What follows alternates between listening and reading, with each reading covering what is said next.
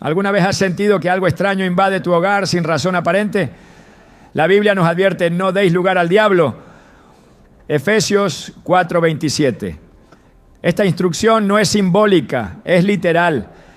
El enemigo no siempre entra por la puerta grande, muchas veces lo hace a través de objetos aparentemente inofensivos colocados por personas con intenciones ocultas.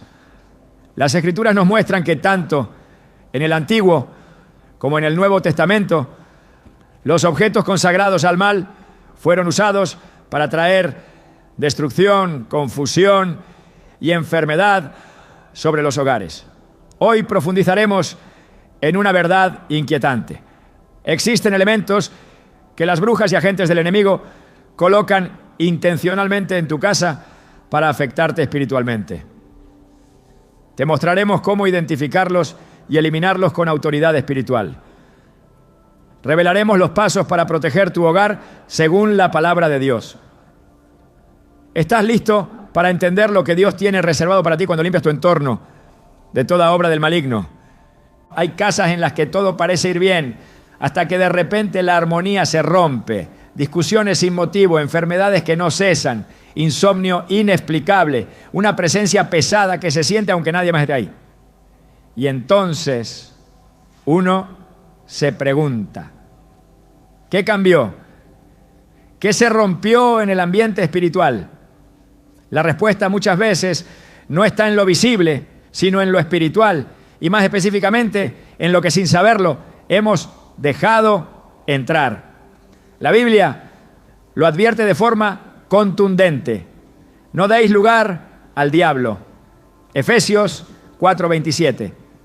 Este no es un simple consejo, es una advertencia urgente para proteger nuestras vidas, nuestras familias y nuestras casas de cualquier acceso que el enemigo pueda aprovechar. Porque lo cierto es que no todo lo que se introduce en un hogar llega solo con intenciones humanas. Hay objetos que portan cargas, pactos y maldiciones. Objetos aparentemente inofensivos que han sido utilizados por brujas y agentes del mal para abrir puertas en el mundo espiritual. Desde los tiempos más antiguos, los objetos han sido utilizados como instrumentos de conexión espiritual. Dios mismo instruyó a Moisés sobre la construcción del tabernáculo con elementos específicos que reflejaban santidad, pureza y comunión. El arca del pacto, por ejemplo, no era solo una caja, era el lugar donde la presencia de Dios habitaba entre su pueblo. Pero así como hay objetos sagrados que traen bendición, también existen objetos profanos que cargan maldición. En el libro de Josué encontramos una historia que ilustra este principio de manera estremecedora. Acán, miembro del pueblo de Israel, desobedeció las instrucciones de Dios tras la conquista de Jericó. Tomó para sí un manto babilónico, plata y oro, objetos malditos que debían ser destruidos. A simple vista era solo un botín de guerra, pero espiritualmente lo que Acán había llevado al campamento era condenación. Y las consecuencias no se hicieron esperar. Israel, que venía de victoria en victoria, fue derrotado en la batalla siguiente. El pueblo entero sufrió y Dios no volvió a estar con ellos hasta que el objeto maldito fue expuesto y eliminado. Israel ha pecado, han tomado del anatema, por eso no podrán hacer frente a sus enemigos. Josué 7:11-12. Este principio espiritual sigue vigente hoy. El enemigo conoce la autoridad del creyente. Sabe que un hijo de Dios cubierto por la sangre de Cristo es intocable, a menos que haya una puerta abierta. Y una de las formas más comunes y sutiles de abrir esas puertas es a través de objetos que entran en la casa sin ser discernidos. No se trata de superstición ni de paranoia. Se trata de realidades espirituales que muchos ignoran, pero que tienen efectos devastadores. Cuadros, estatuas, libros, joyería, muñecos, figuras decorativas. La lista puede ser larga, no por su forma externa, sino por su origen espiritual.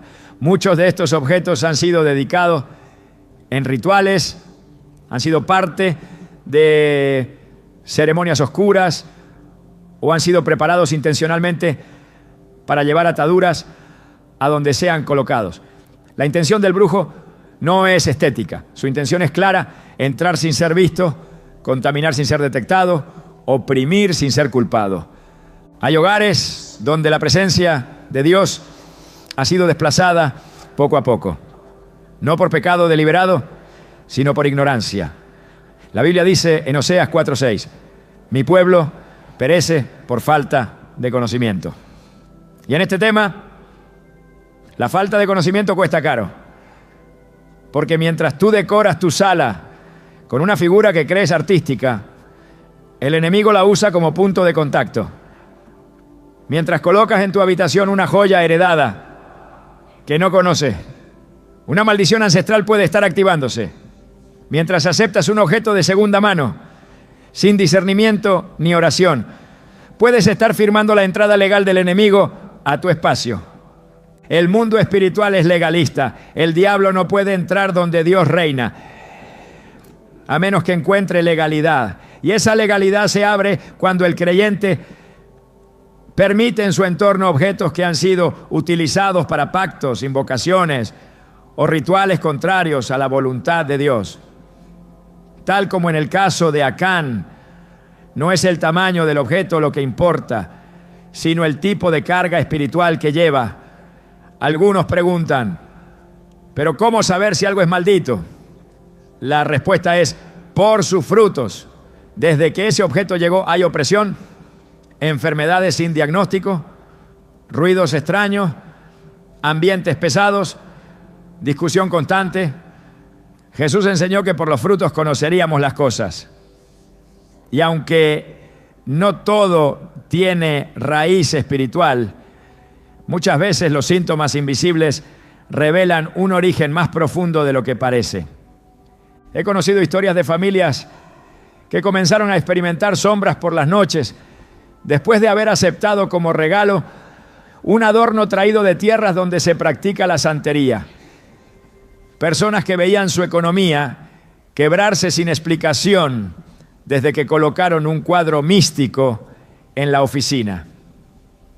Mujeres que sufrían constantes ataques espirituales en su habitación sin saber que debajo del colchón había una bolsita escondida colocada por alguien con intenciones oscuras. Nada es casualidad en el mundo espiritual.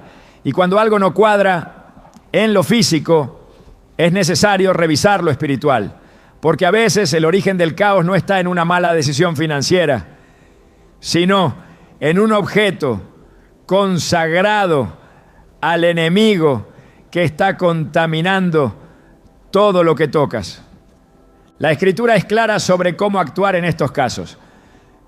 En Hechos 19:19, muchos de los que habían practicado artes mágicas se convirtieron al Evangelio. Y lo primero que hicieron fue traer sus libros de hechicería y quemarlos públicamente. No los vendieron, no los regalaron, no los guardaron por si acaso, los destruyeron, porque entendieron que el poder de esos objetos no era simbólico, era real. Y la única forma de cortar con la opresión que traían era eliminarlos completamente. Este principio aplica hoy. No basta con guardar lo que es impuro, no basta con no usarlo más. Hay que romper el vínculo, destruir el punto de contacto, cancelar la legalidad. Muchos creyentes están orando por libertad mientras duermen al lado de cadenas espirituales. Están pidiendo restauración mientras conservan reliquias de prácticas paganas. Claman por sanidad mientras en la estantería tienen elementos que fueron parte de rituales satánicos, aunque lo ignoren. Y aquí es donde la ignorancia se vuelve arma del enemigo. Por eso es urgente despertar, abrir los ojos, examinar el hogar con la guía del Espíritu Santo y actuar con determinación. El enemigo odia los hogares cristianos. Su deseo es dividir, destruir y contaminar. Jesús lo dijo en Juan 10:10. El ladrón no viene sino para hurtar, matar y destruir. Pero Jesús vino para que tengamos vida, y vida en abundancia. Esta abundancia también incluye la paz en el hogar, la armonía familiar, el descanso en el alma, la claridad espiritual. Y nada de eso será posible si dejamos que el enemigo tenga un altar en medio de nuestra sala. Porque eso es lo que hacen estos objetos. Establecen pequeños altares al enemigo, aunque no los veamos con los ojos naturales. Y mientras estén allí, será difícil mantener una atmósfera limpia y un entorno espiritualmente sano. Hay una razón por la que Dios fue tan enfático con el pueblo de Israel en cuanto a no traer al campamento nada que hubiera sido ofrecido a otros dioses. Él sabía que esos objetos llevaban consigo no solo formas, sino presencias. Y donde hay presencia demoníaca, hay ruina. Así de sencillo, lo vemos una y otra vez en las Escrituras. Desde los ídolos que contaminaron el templo, hasta los objetos dedicados a Baal que trajeron juicio sobre las casas. Nada que esté ligado al reino de las tinieblas puede coexistir con la gloria de Dios. El aceite y el agua no se mezclan. La luz y las tinieblas no conviven. Es por eso que cuando una persona se consagra a Dios, también debe consagrar su casa, sus pertenencias, su entorno. No se puede vivir en dos reinos a la vez. Hay que elegir a quién le damos espacio. No se trata de vivir con miedo, sino con discernimiento. El Espíritu Santo nos fue dado para guiarnos a toda verdad. Si le pedimos, Él revelará si hay algo en nuestra casa que necesita ser eliminado. Si le pedimos, Él traerá convicción, mostrará lo que a nuestros ojos es invisible, pondrá luz donde hay sombra. Y cuando esa revelación llegue, no hay que dudar, hay que actuar, porque cada día que pasa con ese objeto en casa es un día más de puertas abiertas al enemigo. La buena noticia es que en Cristo hay autoridad. No importa cuán oscuro sea el objeto, no importa cuán fuerte fue el rito con el que fue consagrado, no importa cuántos años ha estado en tu casa. Cuando decides consagrar tu hogar a Dios y eliminar todo lo que no le pertenece, su poder es inmediato.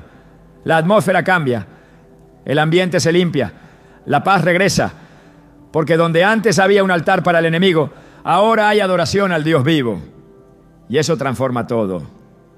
Por eso, si en tu corazón hay inquietud al escuchar estas palabras, no la ignores.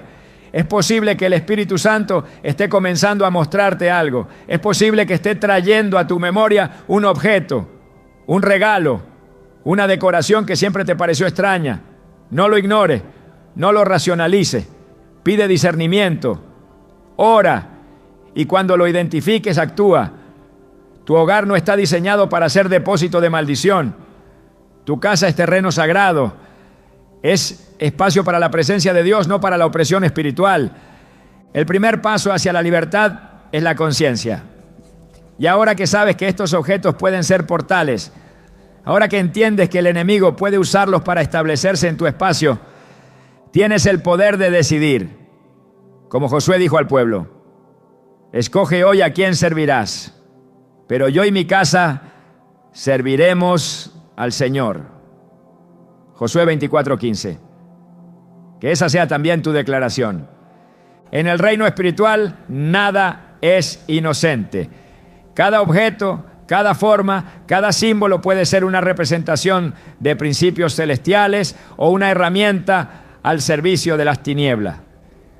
La palabra de Dios es clara en cuanto a la presencia de imágenes y figuras que representan realidades espirituales, tanto en el cielo como en la tierra. En el libro del Éxodo, Dios ordenó a Moisés esculpir querubines sobre el arca del pacto y sobre las cortinas del tabernáculo. no como objetos de adoración, sino como reflejos de una realidad celestial. Esos símbolos eran sagrados porque representaban lo santo, lo puro, lo eterno. Sin embargo, el enemigo ha replicado ese mismo principio con fines contrarios. Lo que en las manos de Dios es revelación, en las manos del adversario se convierte en deformación. Desde los primeros libros de la Biblia, el Señor advirtió a su pueblo sobre el uso de imágenes talladas que tuvieran una función espiritual. En Deuteronomio 7, 25 a 26, Dios declara: las esculturas de sus dioses quemarás en el fuego. No codiciarás plata ni oro de ellas para tomarlo para ti, para que no tropieces en ello, pues es abominación a Jehová tu Dios. No traerás cosa abominable a tu casa, para que no seas anatema como ella. Aquí el mandamiento no es figurado ni abierto a interpretación. Dios no permite que lo impuro comparta espacio con lo consagrado. La imagen tallada, si ha sido dedicada a dioses falsos o cargada espiritualmente, es una abominación, y llevarla al hogar es traer maldición. Hay símbolos y figuras que son diseñados específicamente para atraer, contener o canalizar energía espiritual contraria a Dios. El enemigo, siendo imitador de lo sagrado, ha desarrollado un lenguaje visual a través del cual opera en los hogares. Cada trazo, cada diseño, cada representación cargada de intención espiritual puede abrir puertas, incluso sin conocimiento del que lo posee. Esto es posible porque el mundo espiritual no responde únicamente a la intención del hombre, sino al origen del objeto y a los pactos que lo rodean. Una figura puede parecer decorativa, incluso bella, pero si ha sido concebida en un contexto ocultista, es capaz de establecer un vínculo real con fuerzas de oscuridad. La ignorancia no anula la legalidad espiritual. Por eso, lo que para el ojo natural puede parecer arte, para el mundo invisible puede ser un altar activo. La Biblia condena la idolatría en todas sus formas, no solo como la adoración consciente de una figura, sino también como la presencia tolerada de representaciones que evocan divinidades ajenas al Dios de Israel. El segundo mandamiento, registrado en Éxodo 20, 4 a 5, es categórico. No te harás imagen ni ninguna semejanza de lo que esté arriba en el cielo, ni abajo en la tierra. No te inclinarás a ellas, ni las honrarás. Este mandato no solo se refiere al acto de postrarse, sino también al hecho de permitir que esos objetos compartan espacio con la presencia del Dios vivo. Cuando en el corazón del hogar hay símbolos de culturas paganas, imágenes cargadas de misticismo o figuras asociadas a dioses extranjeros, se interrumpe la atmósfera espiritual que Dios desea establecer. El enemigo ha popularizado formas, íconos y símbolos que están presentes en millones de hogares sin levantar sospecha. Estas representaciones no fueron diseñadas al azar, han sido creadas a lo largo de siglos para ser portadoras de intenciones ocultas. Muchas de ellas derivan de religiones paganas, prácticas esotéricas o escuelas de pensamiento gnóstico que niegan la supremacía de Jesucristo.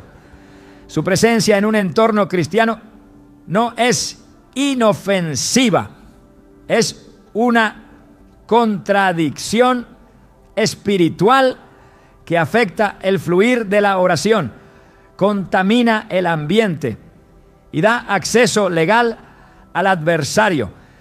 La idolatría no necesita veneración para ser efectiva, basta con la presencia tolerada. En el libro de 2 Reyes 23, el rey Josías llevó a cabo una reforma profunda en Israel, destruyendo ídolos, derribando altares y eliminando todo objeto que pudiera usarse como instrumento de culto falso. Él no permitió que quedaran vestigios de aquello que ofendía a Dios. Esta actitud no fue extremista, fue obediente. La presencia de símbolos profanos en Jerusalén no solo era una afrenta a Dios, era la causa de la decadencia espiritual del pueblo. Josías entendió que no se puede esperar bendición mientras se tolera lo maldito. Esta misma verdad aplica a la del creyente. No se puede edificar un altar de oración mientras en el mismo espacio se encuentran representaciones de entidades contrarias al reino. Las figuras asociadas con animales míticos, criaturas con múltiples ojos, formas geométricas específicas o deidades antiguas no son meramente ilustraciones artísticas, son puertas abiertas. Algunas han sido utilizadas durante siglos en prácticas de invocación, en rituales de iniciación o en ceremonias dedicadas al ocultismo. La forma puede cambiar, el nombre puede variar, pero la raíz espiritual permanece. Traer una figura como esa al hogar, aunque sea por curiosidad o por aprecio estético, es introducir un agente de contaminación espiritual. Y esa contaminación no permanece pasiva.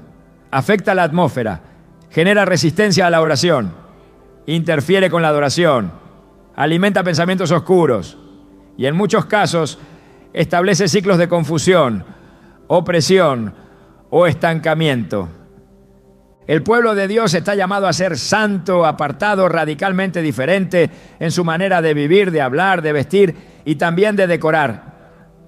No se trata de vivir con temor, sino con discernimiento. El creyente no puede permitir que figuras cuya fuente espiritual proviene de la oscuridad tengan un lugar en su mesa, en su repisa o en su dormitorio. Lo que entra en el hogar afecta el ambiente del alma. Lo que decora las paredes moldea lo que habita el espíritu. Por eso Pablo instruyó a los corintios diciendo: ¿y qué acuerdo hay entre el templo de Dios y los ídolos? Porque vosotros sois templo del Dios viviente. 2 Corintios 6, 16. Si el cuerpo es templo, cuanto más lo es el hogar que el creyente consagra al Señor. La influencia espiritual de las figuras va más allá de lo visible. Algunas son portadoras de maldiciones generacionales. Otras son utilizadas como anclas para establecer vigilancia espiritual demoníaca. Hay representaciones que sirven como canales de transferencia de espíritus, donde la sola presencia activa manifestaciones que afectan el descanso, las relaciones y la prosperidad. En los tiempos bíblicos, los ídolos no eran simples esculturas, eran centros de actividad espiritual. Donde había un ídolo, había influencia. Donde había influencia, había esclavitud.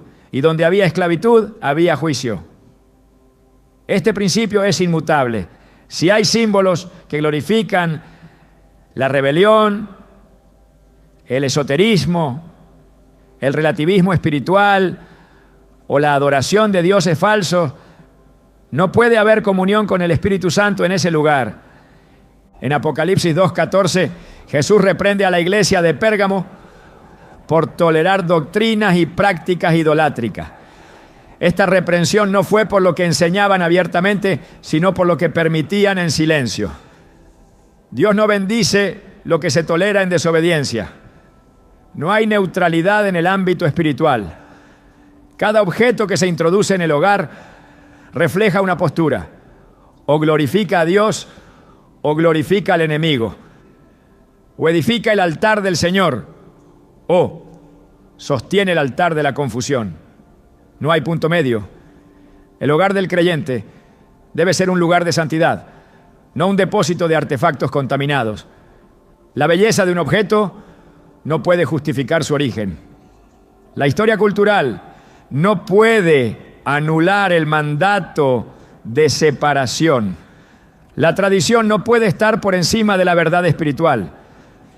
A lo largo de la historia bíblica, cada vez que el pueblo de Dios permitió la entrada de imágenes ajenas, se desató un proceso de decadencia espiritual.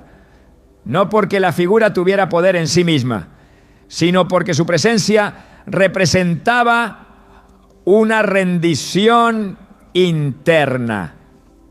Era una señal de que algo en el corazón se había doblegado. Lo externo revela lo interno. Y cuando se permite que lo profano coexista con lo santo, Se pierde autoridad, se debilita la oración, se interrumpe el fluir de la gracia. El creyente que desea caminar en libertad no solo debe cerrar puertas obvias como el pecado, la desobediencia o la rebelión, sino también debe revisar con atención cada rincón de su casa. No hay lugar que el enemigo no quiera infiltrar. No hay habitación que no esté en su agenda. Si encuentra una figura que le pertenece, reclamará legalidad.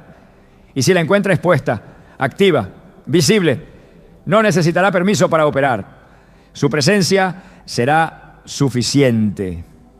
La limpieza espiritual comienza con el discernimiento visual. El ojo entrenado por la palabra y guiado por el Espíritu Santo puede identificar lo que no armoniza con la santidad. No se necesita una manifestación demoníaca para saber que un símbolo es contrario a Dios. Basta con conocer la verdad, porque la verdad ilumina, la verdad confronta, la verdad revela, y cuando el creyente camina en la luz, todo objeto que fue hecho en tinieblas queda expuesto. En ese momento, la decisión es clara: destruir o tolerar, derribar o justificar. Y la elección que se tome determinará el nivel de libertad que se experimentará. El tiempo en que el pueblo de Dios podía ignorar estos temas ha terminado. Vivimos días donde las tinieblas avanzan sin pudor y donde la batalla espiritual se libra incluso en los detalles. Los símbolos son parte de esa batalla. No son simples dibujos, son declaraciones espirituales. Cada uno proclama un reino, el reino de Dios o el reino de las tinieblas. Y cuando esos símbolos son introducidos al hogar, se convierten en embajadores espirituales del reino que representan. Por eso, si se desea vivir bajo la cobertura de Dios, es necesario examinar con rigurosidad qué imágenes están siendo toleradas. No se puede pedir protección mientras se honra lo impuro. No se puede declarar victoria mientras se convive con lo que representa derrota. No se puede caminar en autoridad mientras se conservan símbolos de opresión. La santidad no es una opción, es una condición para la presencia. Y donde hay presencia de Dios, no hay espacio para lo que Él aborrece. Uno de los métodos más silenciosos y eficaces que el enemigo utiliza para infiltrar hogares consagrados a Dios es el disfraz de la generosidad. El regalo, en apariencia inofensivo, ha sido empleado desde tiempos antiguos como medio de transferencia espiritual. El enemigo conoce la naturaleza emocional del ser humano, su inclinación a confiar en aquello que viene envuelto en amabilidad o afecto, y lo usa para traspasar fronteras que de otra forma le estarían prohibidas. La Escritura enseña que incluso Satanás se disfraza como ángel de luz, 2 Corintios 11:14. Y dentro de ese disfraz muchas veces hay un objeto, una pieza, un presente que ha sido consagrado a su servicio. El receptor no lo sabe, pero al aceptarlo también acepta lo que espiritualmente carga. Este principio no es nuevo. En el libro de Números, capítulo 22, se relata cómo Balac, rey de Moab, intentó destruir al pueblo de Israel no mediante armas, sino a través de una maldición disfrazada de palabra. Para esto ofreció a Balaam riquezas y regalos con el propósito de que él profetizara en contra del pueblo de Dios. Aunque Balaam fue impedido por Dios de maldecir, el intento reveló una estrategia espiritual: usar dádivas como canal de influencia maligna. El regalo puede ser un acto externo, pero en el mundo invisible puede representar un pacto, una entrada, una transferencia. En muchas culturas donde se practican rituales ocultistas, los objetos que se consagran para mal son ofrecidos con la intención de ser entregados a la víctima. Estos objetos no necesariamente tienen un aspecto oscuro o intimidante. Pueden ser pulseras, joyas, piezas decorativas, libros, tejidos, instrumentos musicales, muñecos artesanales o incluso alimentos. Lo que define su peligro no es su forma, sino el propósito espiritual con el que fueron preparados. La brujería opera mediante la transferencia. Un objeto tocado, ungido o ritualizado puede portar una carga espiritual que, al entrar a la casa del creyente, comienza a establecer opresión, enfermedad, confusión o conflicto. La víctima no lo nota de inmediato, todo comienza con pequeños cambios. Una oración que ya no fluye igual, una paz que comienza a desvanecerse, un peso en el ambiente que se vuelve constante. La raíz muchas veces está en aquello que fue recibido sin discernimiento. La Biblia enfatiza la necesidad de evaluar el origen de lo que se recibe. En el 1 Juan 4:1 se exhorta: amados, no creáis a todo espíritu, sino probad los espíritus si son de Dios. Esta instrucción no se limita a palabras proféticas, sino que se extiende al contexto espiritual de cualquier cosa que se introduce en el ámbito del creyente. El espíritu detrás de un objeto puede ser probado, no con juicio humano, sino con la guía del Espíritu Santo. El creyente debe desarrollar una sensibilidad espiritual que le permita discernir más allá de lo visible, porque no todo lo que brilla trae bendición y no todo lo que se ofrece nace del amor. La astucia del enemigo se manifiesta precisamente en que sabe disfrazar lo impuro de pureza, sabe presentarse en formas que no despiertan sospecha. En el contexto de regalos esto se vuelve especialmente efectivo. Cuando alguien recibe un objeto como muestra de aprecio, su corazón se abre. Ese acto de apertura, aunque emocional, tiene consecuencias espirituales. Abrir el corazón sin discernimiento es como abrir la puerta del hogar sin preguntar quién llama. En ese espacio, lo espiritual se infiltra y una vez dentro comienza a operar. La historia del pueblo de Israel muestra repetidamente que los objetos traídos del exterior, si no eran consagrados al Dios verdadero, traían consigo contaminación. En Josué 6:7 Dios advirtió que todo lo que se hallara en Jericó debía ser destruido, pues era anatema. A pesar de la advertencia, Acán tomó parte del botín y lo ocultó. Su acto fue visto por Dios como una traición espiritual. El juicio no fue solo sobre él, sino sobre toda la nación. Esta historia establece un principio inquebrantable. Lo que ha sido tocado por lo maldito, al entrar en contacto con lo consagrado, genera conflicto espiritual. El regalo que parece inocente puede, si fue preparado en rebelión, desatar caos en lo que estaba en orden. El enemigo ha perfeccionado esta estrategia, especialmente en ambientes donde el discernimiento ha sido apagado. En un mundo que valora lo estético sobre lo espiritual, es fácil justificar la permanencia de un objeto porque fue obsequio de alguien querido, porque representa un recuerdo o porque su apariencia no sugiere peligro alguno. Pero el mundo espiritual no opera por apariencia, opera por esencia. Si el origen de un objeto fue la brujería, el espiritismo, el esoterismo o la manipulación espiritual, ese objeto no puede ser neutralizado con indiferencia. Su presencia es una puerta abierta y mientras esté en el hogar, el enemigo encontrará un lugar desde donde operar. El principio de santificación implica separación. Cuando algo ha sido apartado para Dios, no puede compartir espacio con lo que fue apartado para el mal. Esta es una verdad espiritual que trasciende culturas, épocas,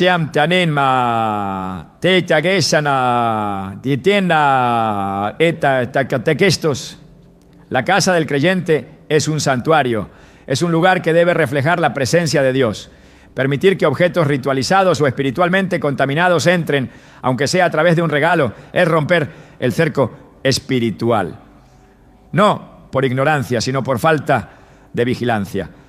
Por eso Jesús enseñó en Mateo 24:43.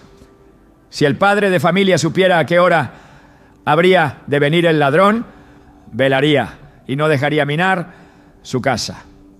Esta vigilancia debe ser constante. Y en la era de la mezcla, de la globalización espiritual, de los adornos sin origen claro, la vigilancia debe ser aún más aguda. Aceptar un regalo cargado espiritualmente puede equivaler, en términos bíblicos, a hacer alianza con lo oculto. No siempre de manera consciente, pero sí efectiva. En el Antiguo Testamento, cuando el pueblo de Dios recibía bienes de naciones paganas sin consagrarlos al Señor, esos bienes terminaban por contaminar el campamento. El oro, la plata, las vestiduras, incluso los utensilios, si habían sido usados en contextos idolátricos, debían ser purificados o destruidos. No había espacio para el sentimentalismo. La limpieza espiritual era prioritaria porque la santidad era una condición para la presencia de Dios. El creyente no está llamado a juzgar a quien entrega el regalo, sino a evaluar el contenido espiritual de lo que se recibe. No todo regalo es una bendición. Algunos, aunque ofrecidos con sonrisas, son portadores de maldición. Y el hecho de que provengan de personas cercanas no exime su influencia. El enemigo no siempre usa extraños. A menudo opera a través de los vínculos más próximos, sabiendo que ahí se encuentra menor resistencia. Pero donde hay discernimiento, hay defensa. Y donde hay obediencia, hay victoria. Cada objeto que entra en el hogar debe ser sometido a la luz de la palabra y a la guía del Espíritu. No por legalismo, sino por protección. La atmósfera espiritual del hogar no debe ser alterada por lo que otros consideran inofensivo. Porque lo que se recibe sin filtro puede volverse un canal de opresión. Y una vez dentro, la carga espiritual no se detiene hasta que se rompe su legalidad. La responsabilidad del creyente es velar. Velar no solo en la oración, sino también en la revisión constante de todo lo que entra en su entorno. Así como el sacerdote del antiguo pacto examinaba minuciosamente cada ofrenda, cada utensilio y cada vestidura del templo. El cristiano debe examinar con igual celo lo que se incorpora a su casa. La santidad no se conserva por accidente, se preserva mediante decisiones conscientes y firmes. No se puede orar por paz en un lugar donde se tolera la presencia de lo maldito. Los regalos cargados espiritualmente no se neutralizan con indiferencia ni con ignorancia. Se neutralizan con la verdad, con la luz y con la autoridad delegada en el nombre de Jesús. Pero lo primero es identificarlos. Lo segundo, no justificar su permanencia. Y lo tercero, actuar con diligencia espiritual. Porque lo que fue preparado para tu caída no tiene por qué permanecer donde Dios ha decretado victoria. El mundo espiritual no es silencioso, aunque muchas veces opera en lo invisible. Sus efectos se manifiestan con una claridad que solo puede negar aquel que ha cerrado su espíritu a la verdad. No todo lo que ocurre dentro de un hogar tiene su origen en el plano físico. Las tensiones, los sueños perturbadores, las sensaciones de peso inexplicable, las discusiones que estallan sin causa aparente, los pensamientos oscuros que aparecen en medio de la noche, las enfermedades que resisten tratamiento, todo eso puede ser señal de algo más profundo. Hay manifestaciones espirituales que no surgen de la imaginación ni del azar, se activan, se alimentan, se mantienen porque algo en ese lugar les dio legalidad para operar. Y cuando eso sucede no basta con ignorarlo, tampoco basta con racionalizarlo, es necesario discernirlo. La Escritura no oculta esta realidad. Desde el Génesis hasta el Apocalipsis, Dios muestra cómo lo espiritual interfiere directamente en lo natural.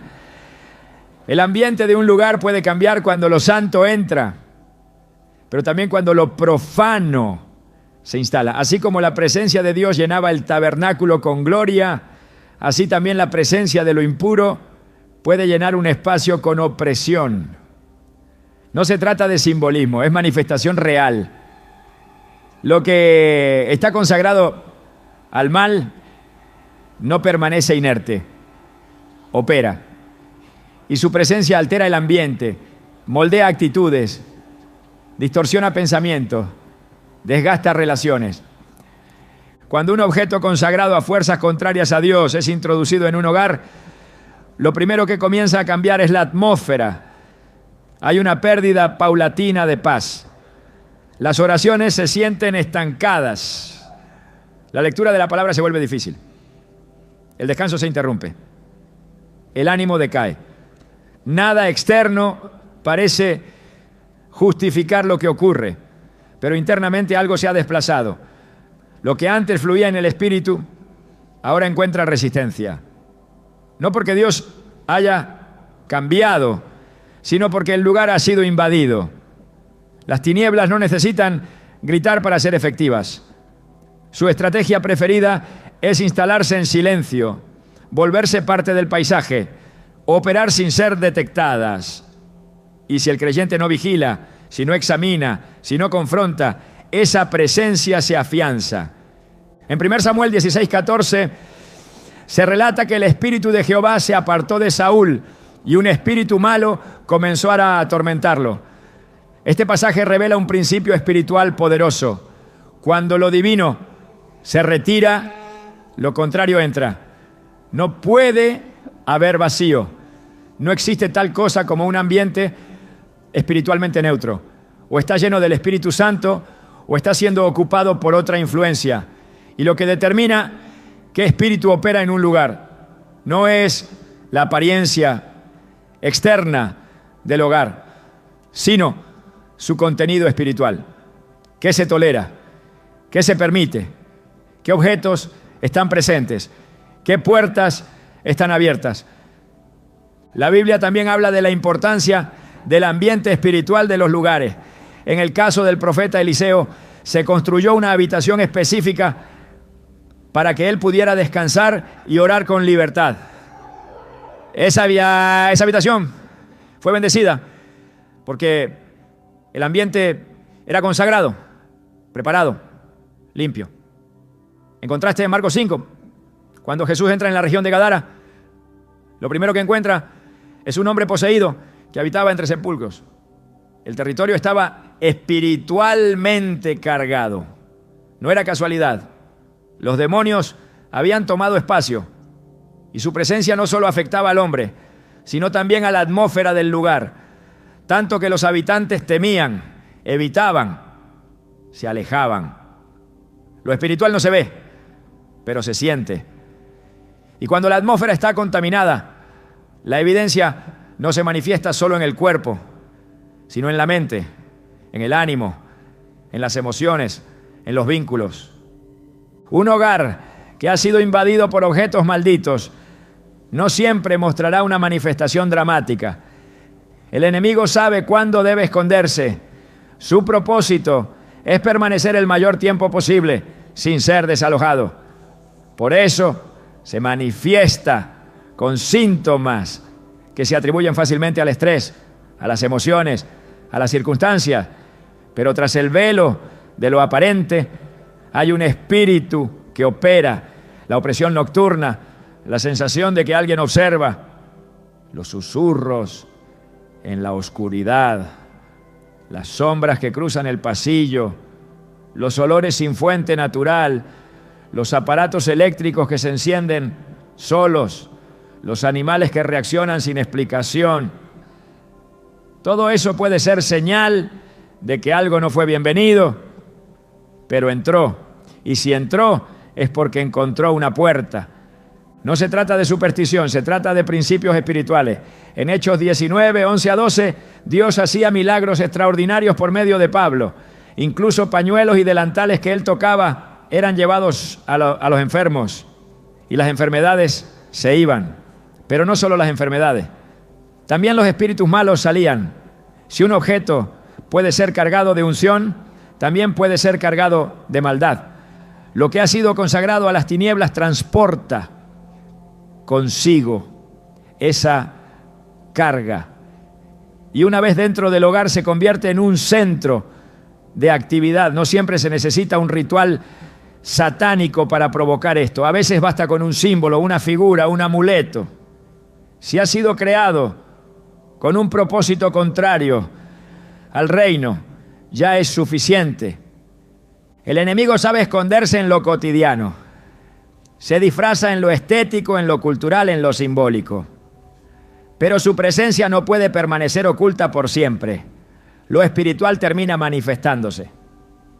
Si hay confusión mental, que se intensifica sin razón, si hay división entre los miembros del hogar sin causa clara, si hay una tristeza que se vuelve persistente, si los sueños son turbios o violentos, si los niños temen entrar a ciertas habitaciones, si la oración se convierte en lucha estéril, todo eso debe ser tomado en serio. No se trata de miedo, sino de alerta. La autoridad que tenemos en Cristo no funciona automáticamente. Se activa con obediencia, con limpieza, con discernimiento. En Efesios 6:12, Pablo enseña que nuestra lucha no es contra sangre y carne, sino contra principados, contra potestades, contra gobernadores de las tinieblas de este siglo, contra huestes espirituales de maldad. Esta lucha no siempre ocurre en el templo o en la calle. Muchas veces la batalla más intensa ocurre en casa. Y si el terreno está contaminado, el enemigo tendrá ventaja. La atmósfera de una casa consagrada es como un altar constante. El enemigo no puede resistir una atmósfera llena del Espíritu. Pero si encuentra una grieta, si haya un objeto que le pertenece, reclamará espacio. El pueblo de Israel, al entrar en la tierra prometida, fue instruido a destruir todo objeto dedicado a los dioses de las naciones que habitaban allí. No solo se les dijo que los evitaran, sino que los derribaran, los rompieran, los quemaran, porque el Señor sabía que mientras esos objetos permanecieran, su influencia espiritual se mantendría activa. La idolatría no se disuelve con indiferencia, se destruye con acción. Y lo mismo ocurre hoy.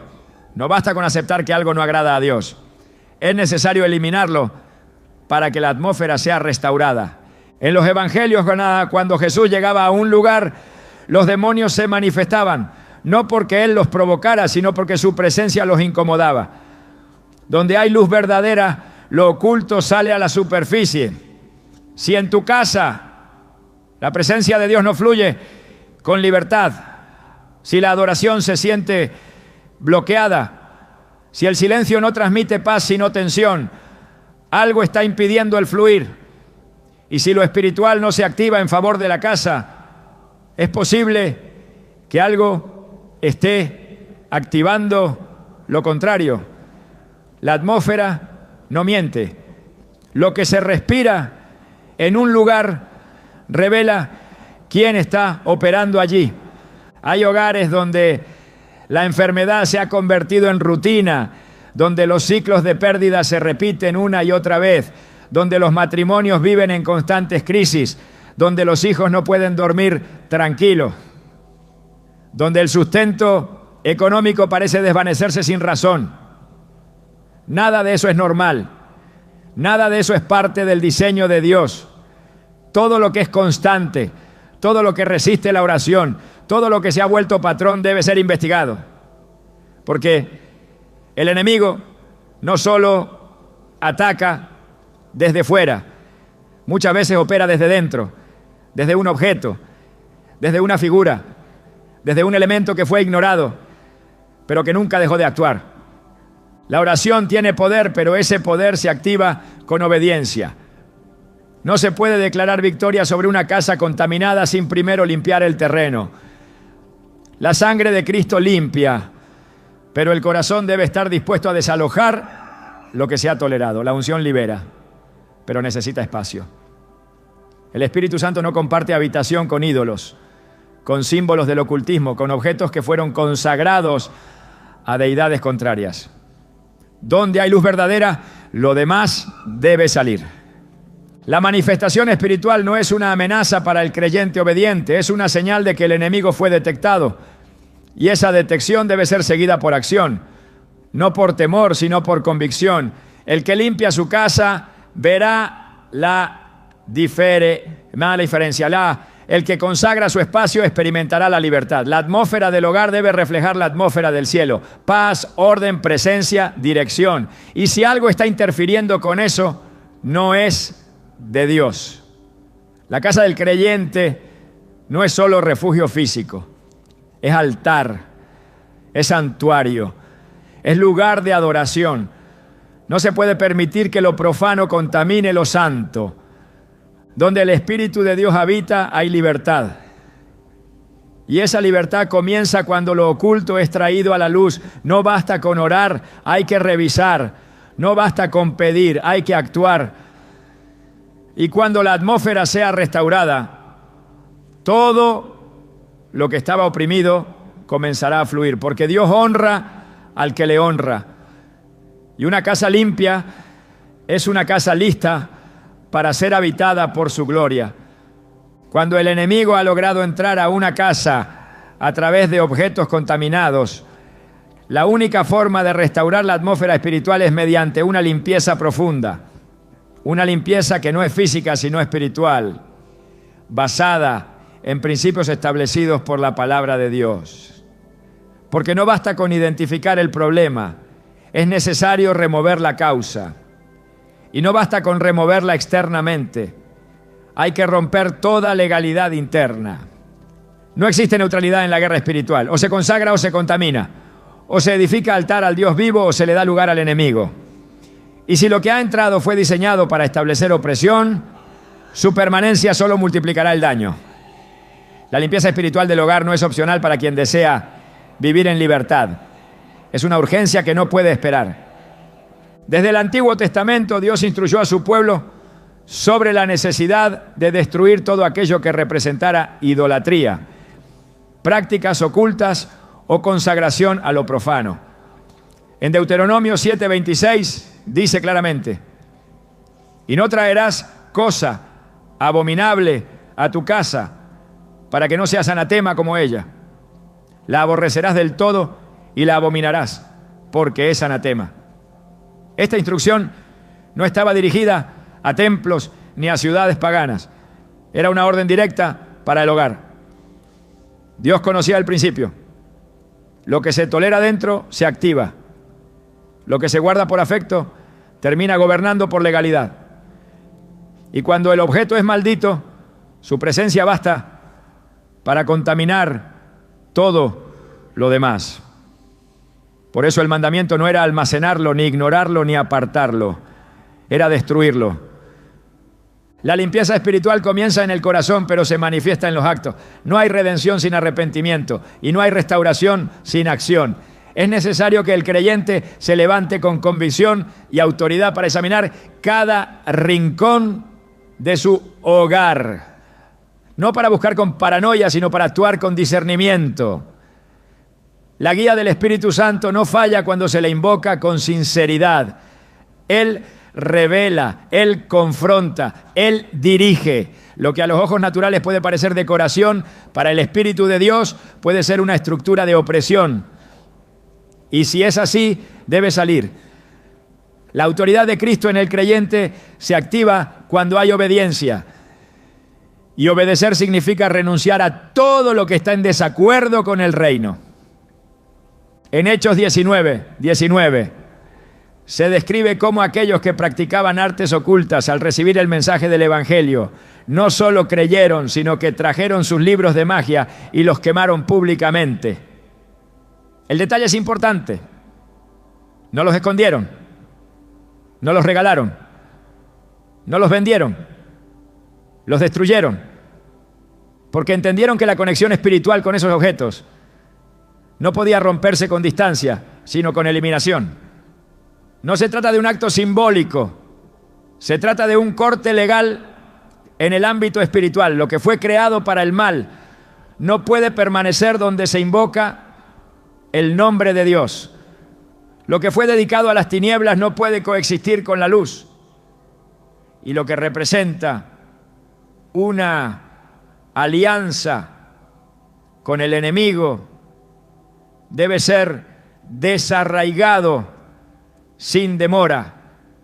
El hogar debe ser revisado habitación por habitación, con oración, con la palabra en mano y con autoridad espiritual. Cada objeto, cada imagen, cada libro, cada símbolo, cada elemento decorativo debe ser examinado bajo la luz del Espíritu. Si su origen es dudoso, si su simbolismo es esotérico, si fue traído de contextos ritualistas o si genera inquietud en el espíritu, su lugar no es en el hogar del creyente. Lo que no glorifica a Dios no tiene cabida. Y lo que sirve como canal para el enemigo debe ser removido sin contemplación. No se trata de temer, sino de limpiar. La limpieza espiritual no es un acto de desesperación, sino una declaración de pertenencia. El creyente que limpia su casa está diciendo: este territorio le pertenece al Señor. Y esa declaración tiene peso en el mundo espiritual. Donde antes había legalidad para la opresión, ahora hay protección por el pacto. Donde antes había acceso para el mal, ahora hay cobertura divina. La atmósfera cambia cuando la presencia de Dios encuentra un espacio preparado. Y ese espacio se prepara con obediencia radical. La oración que acompaña este proceso no es cualquier oración. Es una proclamación de autoridad, es un clamor por santidad, es una confesión de entrega. El creyente no ora para ver si algo sucede, ora porque tiene la certeza de que el poder de Dios ya ha sido liberado. En Santiago 5:16 está escrito: la oración eficaz del justo puede mucho. Esa oración, unida a la acción, es capaz de romper cadenas invisibles, desalojar presencias oscuras y restaurar el fluir del Espíritu en cada ambiente del hogar. El aceite, símbolo bíblico de consagración, puede ser utilizado como señal profética, no por superstición, sino por fe. En Éxodo 40, Dios mandó ungir con aceite todo el tabernáculo, cada utensilio, cada espacio. No por ritualismo, sino por santificación. Y ese principio puede ser aplicado al hogar. Una vez que los objetos contaminados han sido removidos, el lugar debe ser consagrado. No basta con vaciar, hay que llenar. No basta con sacar lo profano. Hay que invitar lo santo. Y esa invitación se hace con oración, con adoración, con palabra, con presencia constante de Dios. Porque un espacio limpio es una victoria momentánea, pero un espacio lleno de Dios es una victoria permanente. La limpieza espiritual también exige que el corazón del creyente permanezca vigilante. No basta con limpiar una vez, la vigilancia debe ser continua. Jesús lo expresó claramente en Mateo 12:43-45, cuando habló del espíritu inmundo que sale del hombre y al no encontrar lugar donde habitar, regresa y encuentra la casa barrida, adornada pero vacía. El resultado fue peor que el estado inicial. ¿Por qué? Porque la limpieza sin llenura es invitación al retroceso. Por eso, después de limpiar el hogar de todo objeto maldito, el creyente debe establecer un altar de adoración en su casa. No un objeto físico, sino una vida consagrada, una atmósfera constante de oración. Un ambiente que refleje el carácter de Dios, donde su palabra es leída, su nombre exaltado y su voluntad obedecida. La limpieza espiritual también rompe ciclos, porque muchas veces lo que opera en una casa afecta a generaciones. El enemigo no solo busca destruir el presente, sino sembrar patrones en los que habiten los hijos y los nietos. Pero cuando se rompen los vínculos espirituales con lo maldito, también se rompe el ciclo de opresión. El hogar se convierte en refugio, en escuela de fe, en plataforma de bendición para los que vienen después. Y esa transformación comienza con un acto firme: remover lo que no debe estar. El enemigo teme a un creyente que limpia su casa, porque sabe que esa limpieza es más que simbólica, es profética. Es una señal de que la autoridad ha sido retomada, de que el terreno ya no está disponible, de que el altar ha sido restaurado, de que la gloria de Dios puede descender, y donde la gloria habita, el enemigo huye, porque no hay pacto demoníaco que resista la presencia del Altísimo. No hay objeto maldito que prevalezca ante el fuego de la santidad.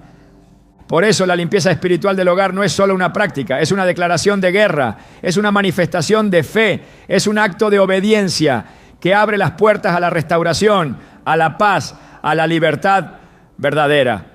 Lo que se limpia en lo físico repercute en lo espiritual. Lo que se desecha en obediencia provoca movimiento en los cielos. Y lo que se consagra con sinceridad establece un nuevo nivel de cobertura, de protección y de comunión con el Espíritu de Dios. El poder para cerrar toda puerta al enemigo no proviene del esfuerzo humano ni de una fórmula religiosa, sino de la autoridad que Dios ha delegado en aquellos que caminan bajo su pacto. Esa autoridad no es simbólica ni teórica, es real, operativa, activa en el ámbito espiritual. Jesús fue claro cuando declaró: he aquí, os doy autoridad de hollar serpientes y escorpiones, y sobre toda fuerza del enemigo, y nada os dañará. Lucas 10:19. No habló de una posibilidad futura, sino de una autoridad presente. Y esa autoridad no está sujeta a emociones, sino al entendimiento del lugar que el creyente ocupa en Cristo. Una vez que el hogar ha sido limpiado, que los objetos malditos han sido removidos y que la atmósfera ha sido restaurada, es necesario afirmar la posición espiritual desde la cual se gobierna. Porque todo lo que se cierra en la tierra será cerrado en el cielo. Pero cerrar espiritualmente no es repetir palabra, es ejecutar legalidad divina, es establecer límites invisibles que el enemigo no puede transgredir. Y esos límites se trazan con obediencia, con santidad, con comunión profunda con Dios. Donde hay sumisión a su voluntad, hay respaldo de su trono. La autoridad fluye desde esa alineación. En Efesios 2:6 se afirma que Dios nos resucitó juntamente con Cristo y nos hizo sentar en los lugares celestiales con Él. Esa posición espiritual implica gobierno, vigilancia, dominio. No se trata solo de resistir, sino de avanzar, de recuperar terreno, de decretar que toda obra del adversario queda anulada. El creyente no vive como esclavo de las circunstancias, sino como hijo del Rey. Y donde hay hijos, hay herencia. Donde hay herencia, hay poder. Y donde hay poder, hay libertad. Esa libertad no es tolerancia con las tinieblas, es confrontación directa. Es establecer que ninguna fuerza ajena al reino tiene derecho a operar dentro del territorio consagrado a Dios. La casa que ha sido santificada debe mantenerse bajo cobertura. La oración constante, la adoración sincera y la proclamación de la palabra son pilares que refuerzan la autoridad ya otorgada. Pero incluso más que eso, es la vida íntegra la que sostiene esa autoridad. No se puede ejercer dominio espiritual con puertas abiertas al pecado. Por eso, el que cierra al enemigo, también se cierra al mundo. El que levanta murallas, también levanta el altar. Y desde ese altar, todo lo que es contrario al Espíritu de Dios debe huir. El enemigo no resiste a una casa que se sostiene en la verdad. Una casa que ha sido limpiada, consagrada y gobernada por la palabra es territorio prohibido para toda influencia demoníaca. Y es allí, en esa atmósfera de pureza y autoridad, donde la presencia de Dios habita sin impedimento y con poder creciente. Una casa no es solo el lugar donde se habita, es el reflejo visible de una estructura invisible. Cada rincón habla, cada ambiente comunica, cada objeto tiene voz en el mundo espiritual. Cuando Dios bendice un hogar, no lo hace solo por sus paredes, sino por el altar que allí se levanta. El enemigo también lo sabe. Por eso su ataque no es solamente contra personas, sino contra espacios. Porque el espacio donde habitas puede convertirse en la plataforma de tu crecimiento espiritual o en el campo minado que retrasa tu llamado. No se trata solo de identificar lo que el enemigo coloca, sino de entender lo que Dios quiere establecer. La Escritura revela que donde Dios habita, el entorno se transforma. La casa de Obed-Edom fue bendecida por contener el arca del pacto. Pero lo que trajo bendición no fue la madera ni el oro del arca, sino la presencia. Y esa presencia solo descansa donde hay honra, donde hay santidad, donde hay orden espiritual. El enemigo lucha por ensuciar esos lugares porque sabe que si contamina el altar, interrumpe el fuego. Si logra apagar la adoración, debilita la visión. Si logra instalar una atmósfera adversa, bloquea el propósito. No es un ataque al azar, es una estrategia dirigida. Por eso, más allá de limpiar, de identificar o de cerrar puertas, hay un llamado superior: construir un hogar donde Dios se deleite. No solo un lugar sin maldición, sino un lugar lleno de gloria. Porque expulsar lo impuro es solo el principio.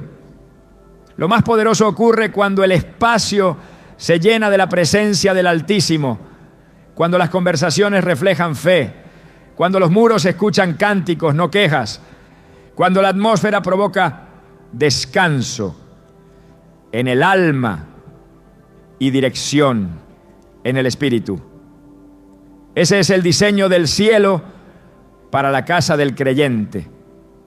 En un mundo donde las tinieblas avanzan sin vergüenza, tener un hogar encendido por la luz de Dios es más que necesario, es urgente. La casa se convierte en el primer altar antes que el templo. Es donde se libra la primera batalla y donde también debe surgir la primera victoria. Lo que se permite dentro define lo que se proyecta afuera. Si el altar está vivo, la familia prospera. Si el altar está caído, el enemigo encuentra acceso. Hoy el llamado no es solo a eliminar lo que el enemigo trajo, es a establecer lo que Dios anhela. Que tu casa sea antorcha, no solo refugio. Que sea plataforma, no solo protección. Que sea trinchera, no solo descanso. Porque el hogar del justo no es un lugar pasivo.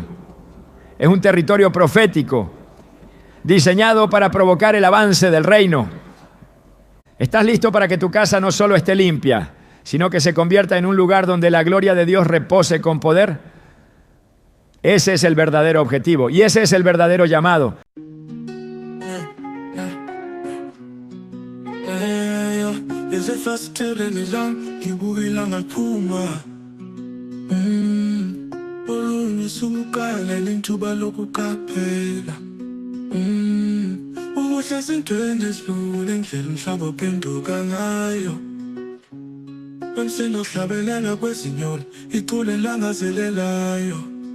Okwamsuswana wokuthula, umsuswana wokusola, umsuswana wokuphefumula, uzumhlaba ufuthumele.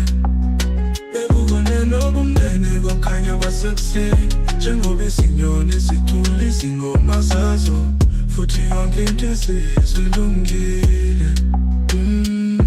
Siyandisa sindise, amazwi azowahlangane. Isimfoni yemvelo isigesa phezulu kakhulu. Bangikhumbuza inkululeko, indlela abandanza ngayo phezulu. Elulela amaphiko, esakaza umlayezo wothando. Okwamsuswana wokuthula, umsuswana wokusola, umsuswana wokuphefumula, uzumhlaba ufuthumele. Bekubone nobumnene kwakhanya kwasekuseni, njengoba isinyoni sithula izingoma zazo, futhi yonke into sesilungile. Impilo iwuhambo, ingoma esikhula ngayo sonke. Ukuphakama kwayo nokwehla kwayo, injabulo yayo kanye nodosi lwayo. Kodwa phakathi kwesimushumushu kukhona ubuhlobo ongatholakala. Ukuphefumula kwezinyono kunanela kuthuthuza ingqondo.